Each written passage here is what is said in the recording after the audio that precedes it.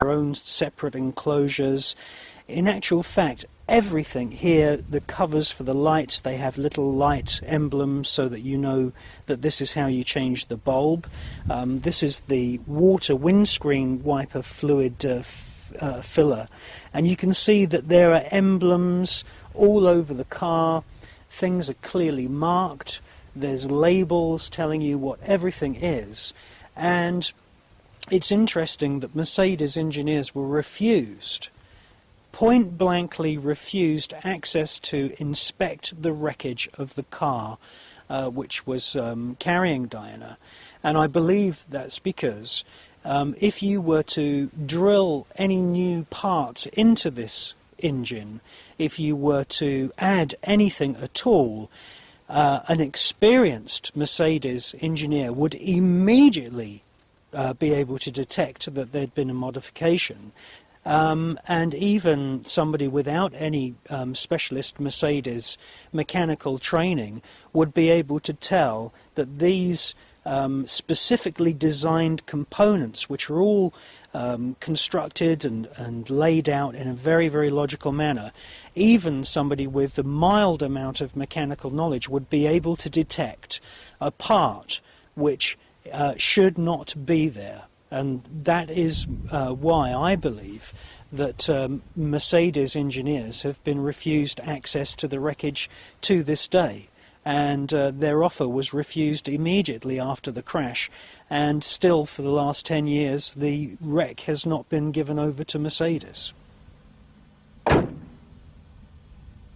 Well, I've driven this Mercedes for nearly 2 years, and when I saw the photographs of the crash blown up so that we could really analyse the wreckage as it was photographed by the world's media as it sat in the tunnel before it got whisked away, I just found it difficult to believe that the metalwork, the very, very thick metalwork that this car is made of, would just fold up like a crisp packet.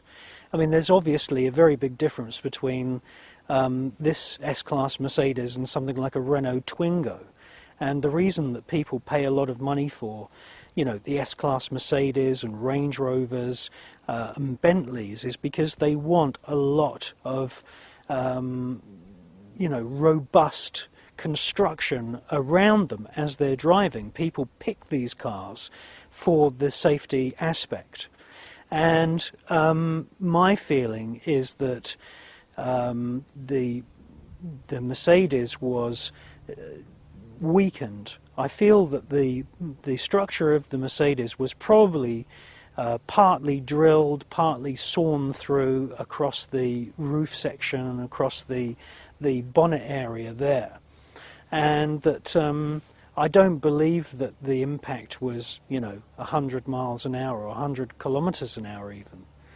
I think that the impact probably took place when the car was running at maybe 45, 50, 55, 60 miles an hour maximum.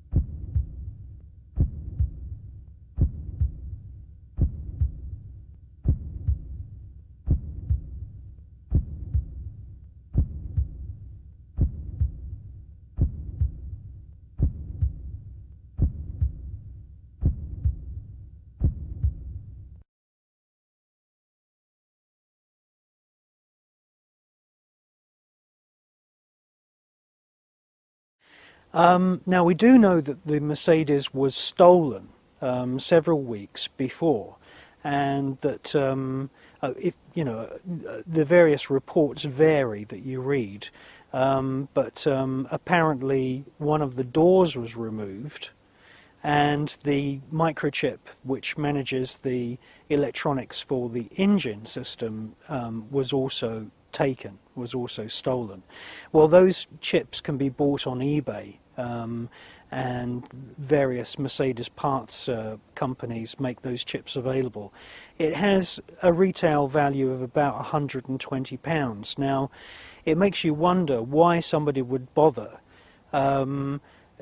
stealing the car at gunpoint while there was somebody driving the car in the centre of Paris just to steal a £120 microchip, which they could buy from eBay. Well, I'm actually sitting in the same position that Diana sat in when she left in the Mercedes from the rear entrance of the Ritz Hotel. And according to the official Lord Stevens report, the seatbelt was jammed in the retracted position. Now, this is a luxury vehicle, and the seatbelts are actually tailored and have their own conduits which they travel in, and I find it impossible to believe that the seatbelt was jammed by pure accident. My feeling is that this is a highly engineered vehicle and that somebody tampered with the mechanics of the vehicle, and also they deliberately jammed the seatbelt. In actual fact, right up until the moment of impact with the 13th pillar, no one in the car was wearing a seatbelt. Apparently Trevor Rees-Jones may have used his seatbelt at the last minute, allegedly. And unfortunately Trevor Rees-Jones has been, really not a good resource of information about what was going on in the Mercedes. There is one comment which alleges that he said once that he doesn't remember much about the journey in the Mercedes, and he hopes that he never does remember.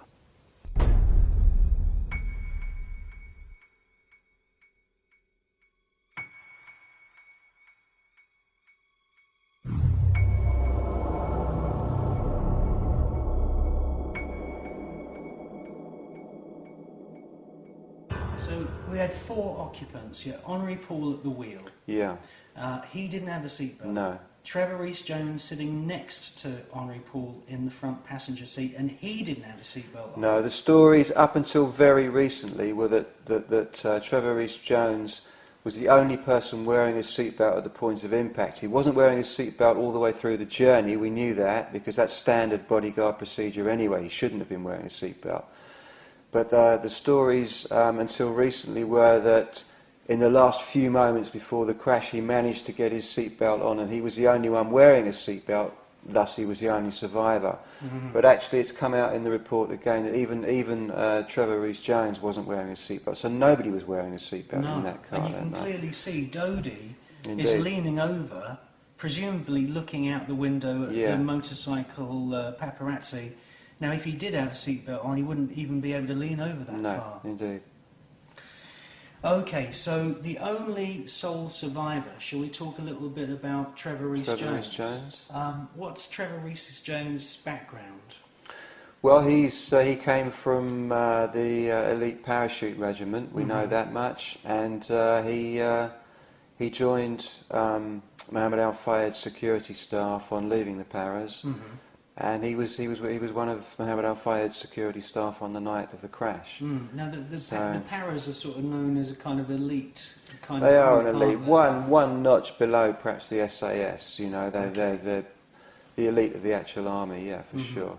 Now, is it true that Trevor Rees-Jones says that he remembers nothing? Yeah, it's true that he says it. Well, he's had a couple of flashbacks, but it might as well be nothing. He remembers being followed by a motorbike, he said. One or two little bits, but irrelevant, really. He remembers virtually nothing, yeah. Now, there's a book that's been published that carries Trevor Rees-Jones's name on the front cover. Yeah. But it actually, the authorship is actually attributed to another person. Yeah. Now, I've read that book, and one of the interesting things is that out of the very, very tiny fragments that he does remember, he does actually say that if Henri Paul was speeding at a ridiculous speed, he would have said to Henri Paul, I think you're going a bit too fast. And Absolutely. according to Trevor Rhys-Jones, that car was not going as fast as the mainstream media told us. So Yeah, could indeed, you just yeah. sort of tell us what this whole situation was with the speedometer Yeah, and yeah. the speed? I mean, it's interesting because, yeah, Trevor Rhys-Jones has said that. He said if he'd have noticed similarly about Henri Paul's alleged Drunkenness. inebriated state, yeah, he would have noticed and he would have said, these are trained bodyguards, you know, they're trained to observe people's behaviour, Yes. whether they've been drinking, whether they haven't, whether they're driving too fast. You know, this guy was driving the Princess of Wales and Dodie, who was Trevor Rhys-Jones' personal charge that night. So he would have noticed and he would have got on Henri Paul's case if he was driving recklessly or too fast. But with regard to, what was the other question that you were saying there? The speedometer. The speedometer, that's right. The stories that came out immediately after the crash, virtually the next day, plastered all over the British press anyway, was that the speedometer had been stuck. It jammed on 192 kilometres per hour on impact. Now, Mercedes... That's very fast. Well, it's very fast anyway, but that's a fact. And but nonetheless, Mercedes cars are made in such a way that the speedometer always reverts to zero. It never jams on 192, or it never jams at any particular speed. It reverts to zero on impact. It's like the airbags coming out. An impact will send the speedometer back to zero. And again, with Lord Stevens' report, we've now we've found, discovered that indeed it did revert to zero. So this whole story of the speed of the car being the speedometer, yeah, exactly. It was all planned to show, I believe, to show the evidence suggests that was the media ploy to create this character of Henri Paul. He was drunk, he was driving way too fast. Look how fast he was going. The speedometer stuck on that speed that he was doing. Yes. It's nonsense. It's nonsense, and we know that that's not true, mainly due to the things that Trevor Rhys-Jones has remembered. He remembers that Henri Paul was, just acting normally. Yeah. There's never been a suggestion from Trevor Rhys-Jones that Henri Paul was drunk. Absolutely, not quite the opposite. Quite the opposite. He's made it very, very clear that had Henri Paul been in any way drunk or incapable, there is no way. And not just Trevor Rhys-Jones. Trevor Rhys-Jones' partner on that night, Kes Wingfield, the other bodyguard. Yes. Both were in the bar with Henri Paul in the hotel lobby. They were with him all evening once Henri Paul returned back to the Ritz Hotel. For the 2 hours prior to the crash, both of them have said quite clearly, if we thought at any time Henri Paul had been incapable through drink, we would not have let him get behind the car, behind the wheel of the car.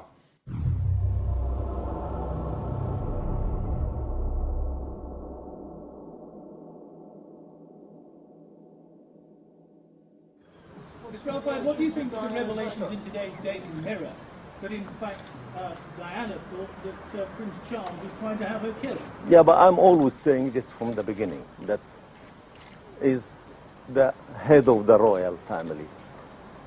And I suspect not only Prince Charles, but without Prince Philip, who is a racist at the core. What evidence do you have for that, Ms. Relfine? There's a damning allegation. No, but I'm saying it, I'm not worried. I'm saying it all the time, from the beginning. But what evidence do you have for that? The evidence is already been detailed in the application which I made in traditional review in Scotland. Right? Can you tell